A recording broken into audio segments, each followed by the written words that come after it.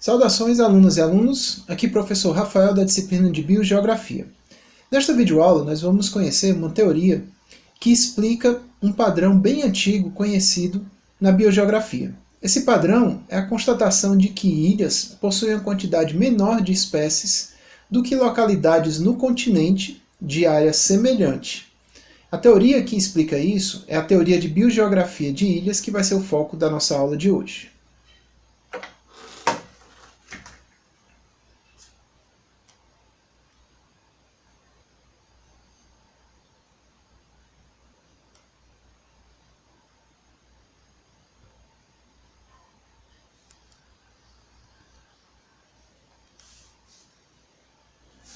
Um padrão conhecido há bastante tempo na biogeografia é um padrão que mostra que a riqueza de espécies é o número de espécies de uma área, costuma ser maior no continente do que em áreas de tamanho similar em ilhas, né, presentes aí na região oceânica e costeira.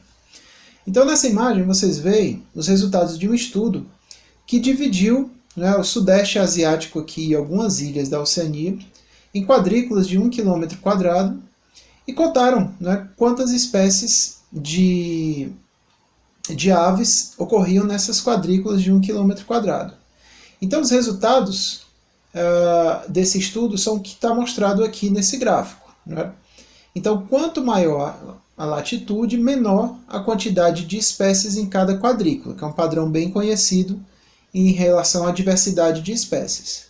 Mas o mais interessante é que se a gente compara o que acontece no continente, que está aqui assinalado pelos círculos verdes, e em ilhas de latitudes similares, que estão assinaladas aqui pelos triângulos azuis, a gente percebe uma tendência de quadrículas de 1 km², ou seja, área fixa, terem sempre uma quantidade maior de aves no continente do que em ilhas. Tá?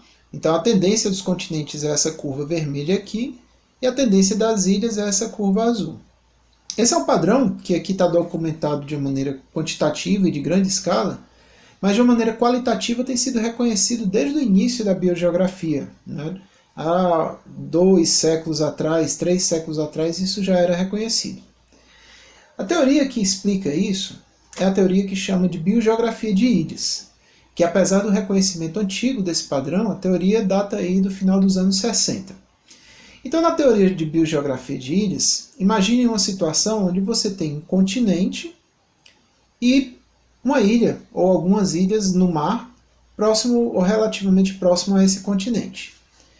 Então, a teoria trata de entender qual é o número de espécies presentes nessas ilhas e como esse número de espécies presentes na ilha depende do balanço entre colonização de espécies e extinção de espécies nessas ilhas. Tá? Então imagine um cenário onde o continente é uma região doadora de espécies. Essa doação ocorre através de dispersão. Então, indivíduos de animais e plantas deixam o continente e se movimentam em relação às ilhas. Na ilha, um evento de colonização é caracterizado pela chegada de uma nova espécie que não ocorria nessa ilha. Então toda vez que chega um indivíduo, por exemplo, uma ave que voou do continente para essa ilha, e ela chega numa ilha onde não ocorria nenhuma outra ave dessa espécie, então a gente conta como um evento de colonização. Por outro lado, na ilha, quando você tem uma extinção de uma população de uma espécie que já estava presente na ilha, você diz que houve a perda dessa espécie. Tá? Então, a teoria de biogeografia de ilhas, ela diz que a quantidade de espécies na ilha, que aqui na figura está mostrado pela letra S, o chapeuzinho aqui, o acento circunflexo, ele significa que esse S aqui é o número de espécies na ilha no equilíbrio. Tá? E esse número de espécies aqui é dependente do balanço entre colonizações e extinções. Então, quantas novas espécies chegam à ilha por unidade de tempo, uma hora é contrabalanceado com a quantidade de espécies que são extintas por unidade de tempo.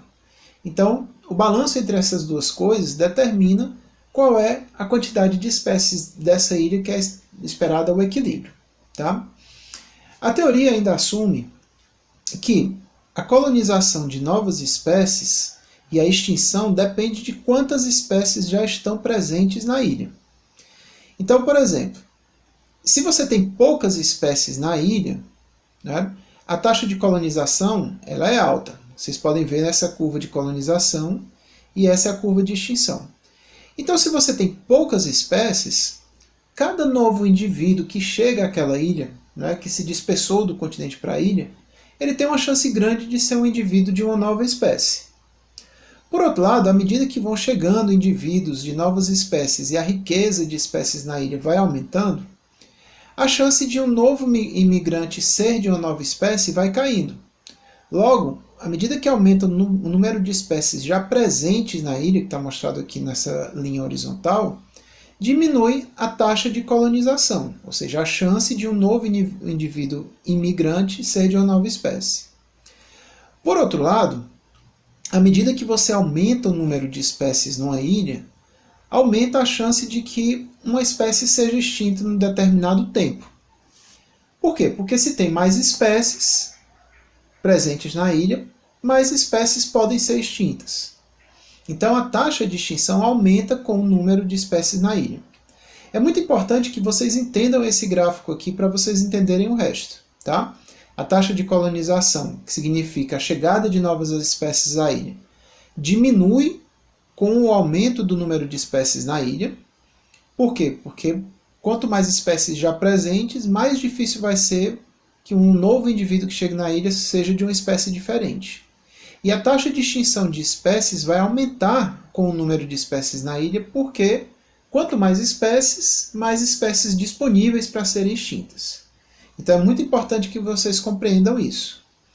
E, reforçando, na teoria, né, o ponto em que a taxa de colonização cruza a taxa de extinção representa o número de espécies da ilha de equilíbrio. Então isso, dadas as características daquela ilha, é o número, né, que eu espero que essa ilha tenda a ter de espécies. E a gente também chama isso de riqueza, número de espécies igual a riqueza. Bom, a taxa de extinção de espécies é influenciada pelo tamanho da ilha. Então vejam no gráfico aqui em cima como é que isso funciona de uma maneira esquemática. Você tem um continente, o continente é uma região doadora de espécies, e você tem uma ilha pequena, que é a ilha 1, e uma ilha grande, que é a ilha 2. Então qual vai ser o efeito dessa diferença de tamanho nas taxas de extinção? A teoria prevê que a taxa de extinção vai ser menor nas ilhas grandes. Tá? Então, à medida que aumenta o número de espécies residentes numa ilha grande, a chance de cada espécie ser extinta vai ser menor do que numa ilha pequena para o mesmo número de espécies residentes. Então, imagine uma linha reta aqui vertical, né? Para o mesmo número de espécies já presentes na ilha, a ilha pequena vai ter uma menor chance de extinção, uma maior chance de extinção do que a ilha grande. Por que isso acontece? Porque uma ilha pequena tem menos recursos disponíveis. Se você tem menos recursos disponíveis, cada população vai ter uma quantidade menor de recursos, cada população de espécies diferentes, fazendo com que essas populações tenham abundâncias menores. Tendo abundâncias menores, essas populações têm riscos de extinção maiores. Então a extinção tende a ser maior numa ilha pequena.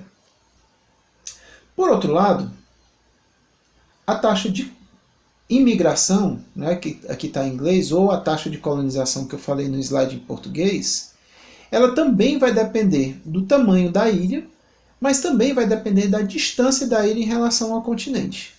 Então a situação é essa. Ó. O tamanho da ilha aqui é semelhante ao que eu mostrei no slide anterior. Então você tem uma ilha 1 e uma ilha 2 aqui, que têm tamanhos diferentes, mas estão a uma mesma distância do continente.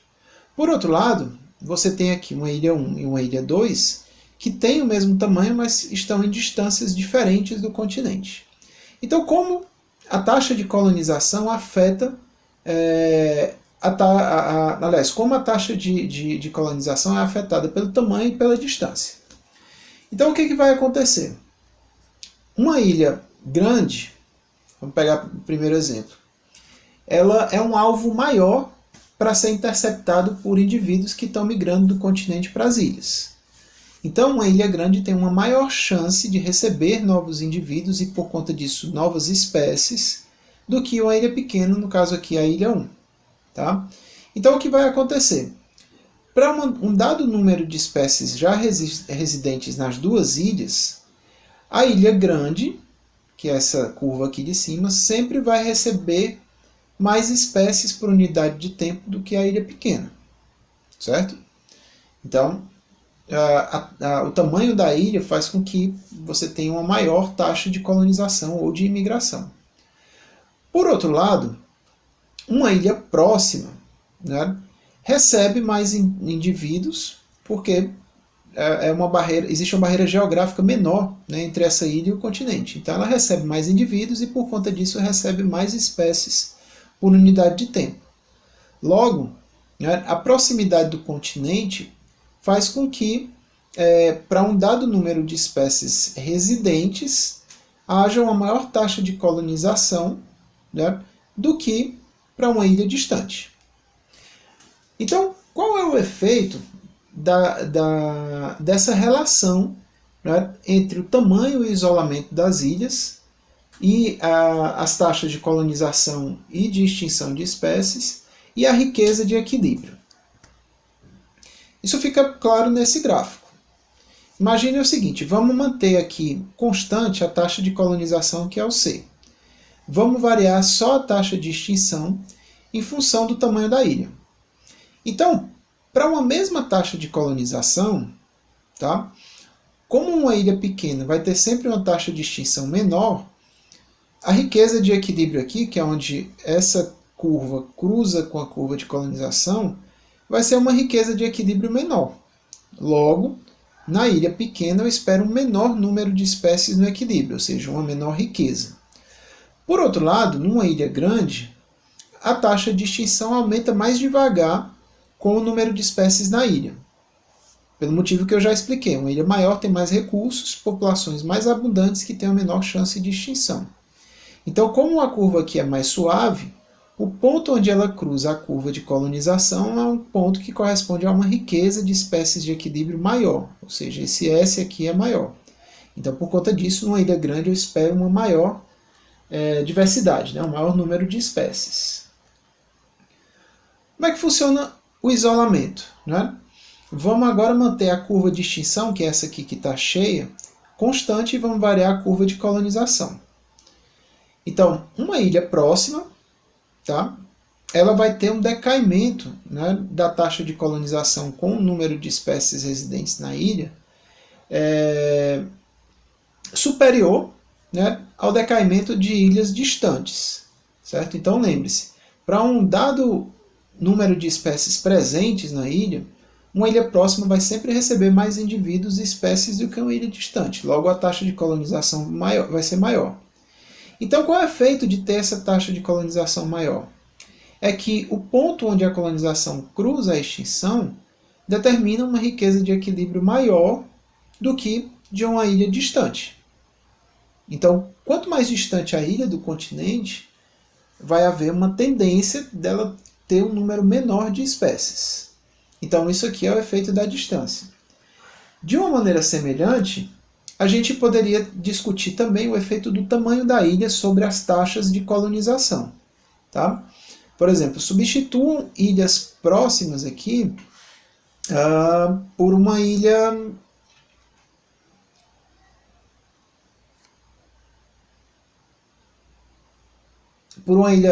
desculpa.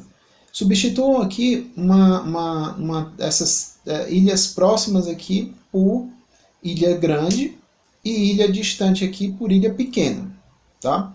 Então, o efeito vai ser basicamente o mesmo. Para um dado número de espécies já presente, uma ilha grande vai ter sempre uma taxa de colonização maior do que uma ilha pequena. Logo, a riqueza de equilíbrio dela vai ser maior do que uma ilha pequena. Então, a biogeografia de ilhas é uma teoria que, baseado nessa relação entre o número de espécies presentes já na ilha e as taxas de extinção e colonização, e como o tamanho e a distância afetam essa relação, ela prevê diferentes tamanhos de equilíbrio, né, diferentes riquezas de equilíbrio dessas ilhas. Então isso explica aquele padrão que eu mostrei para vocês no início, e também tem implicações muito importantes sobre a conservação biológica, né, sobre a preservação de biodiversidade. Por quê? Porque a maneira como a gente tem mudado as paisagens transforma paisagens que antigamente tinham uma grande continuidade de hábitat para animais e plantas em paisagens onde você tem, na verdade, fragmentos de hábitat que se assemelham a ilhas. Então vocês podem ver aí na imagem uma paisagem da região da Mata Atlântica aqui do Nordeste, em Pernambuco, onde você vê que o que era uma área contínua de floresta virou agora ilhas de floresta cercadas por um mar de plantio de cana-de-açúcar que aparece aqui na cor verde claro. Ok? Então, a gente pode pensar que a biogeografia de ilhas, como uma teoria que explica a diversidade de espécies ou a riqueza de espécies em ilhas, com base em taxas de extinção e colonização e a sua relação com o tamanho da ilha e a distância do continente, é uma teoria que é muito útil para a gente entender qual os níveis de tamanho e de isolamento dos fragmentos de remanescentes de floresta, por exemplo, são suficientes para preservar uma grande biodiversidade. Então, no roteiro de estudos dessa semana, vocês vão aplicar esses conceitos de biogeografia de ilhas ao planejamento de unidades de conservação. Toda unidade de conservação tem um objetivo fundamental de proteger a biodiversidade. Então, qual é o tamanho de uma unidade de conservação? Qual é a distância entre unidades de conservação? Qual é o ideal em termos de processos que conectam essas unidades de conservação para que a gente proteja o máximo possível de biodiversidade? Então essa vai ser a tarefa de vocês, né, o objetivo de estudos de vocês essa semana, aplicar a teoria de biogeografia de ilhas a esse respeito. Então para isso, vocês façam uma leitura do roteiro de estudos dessa semana e nós encontramos na webconferência e também o fórum vai estar aberto para vocês retirarem as dúvidas que vocês tenham. Bons estudos e até a próxima semana.